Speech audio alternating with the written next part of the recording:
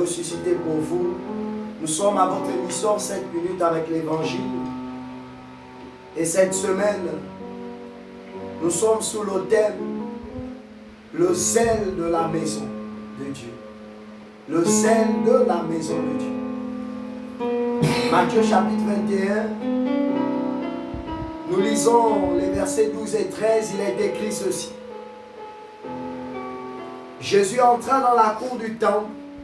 Il en chassa tous les marchands ainsi que leurs clients.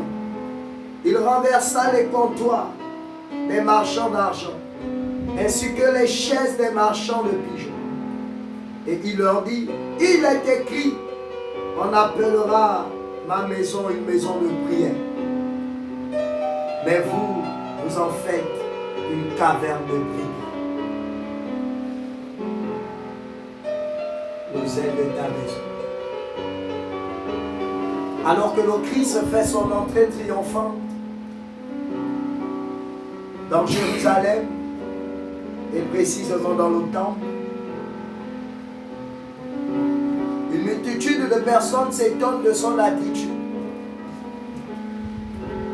Il trouve les marchands dans le temple qui est censé être une maison de prière.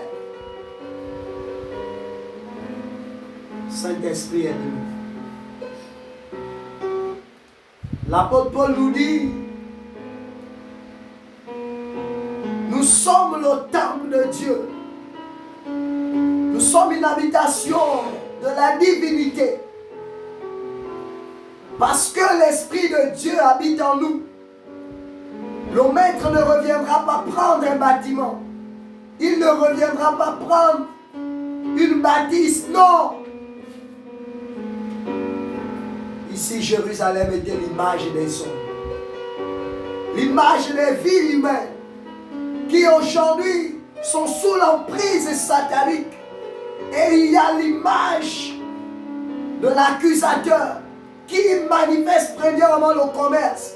Souvenez-vous dans le livre de Luc chapitre 4 à la tentation.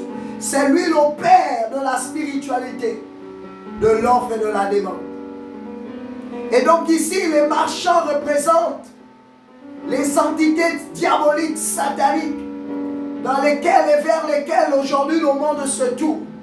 Lorsque quelqu'un va vers un féticheur, lorsque quelqu'un va vers quelqu'un qui fait des pratiques occultes et il vient pour demander un enfant, il vient pour demander l'emploi. Mais où a-t-il trouvé cet enfant et cet emploi? Dans le monde des ténèbres, il a pris en captivité un neveu. Il a pris en captivité une nièce.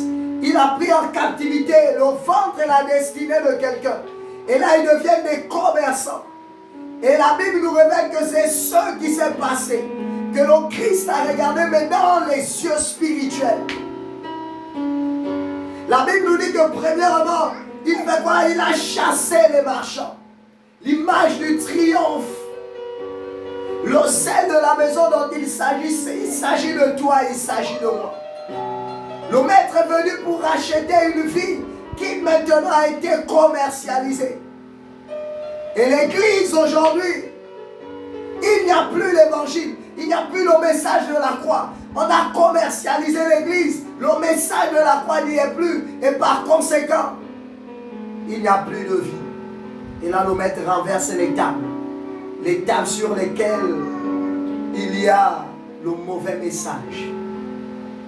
Il y a le message qui procure la mort et non la vie. L'apôtre Paul est clair, il dit la prédication de la croix est une folie pour ceux qui périssent.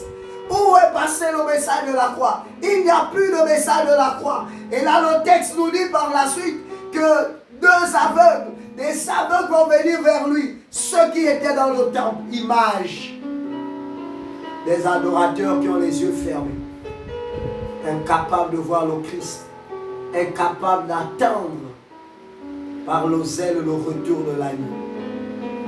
Et ces aveugles sont venus vers le maître. La Bible nous dit le maître les a guéris. C'est pourquoi ce soir, j'implore un ministère, j'implore un homme de Dieu, j'implore un adorateur et je dis, rendons à l'église ce que le Christ lui a donné. Rendons au Christ son église et renversons les tables et disons non à ceux qui n'est pas un message de la croix, aux attitudes qui ne sont pas celles de Christ, parce que le zèle de sa maison doit nous dévorer. Et là, je dis, tu ne dois pas te taire. Je ne dois pas me taire parce que nous devons annoncer ce qui est juste.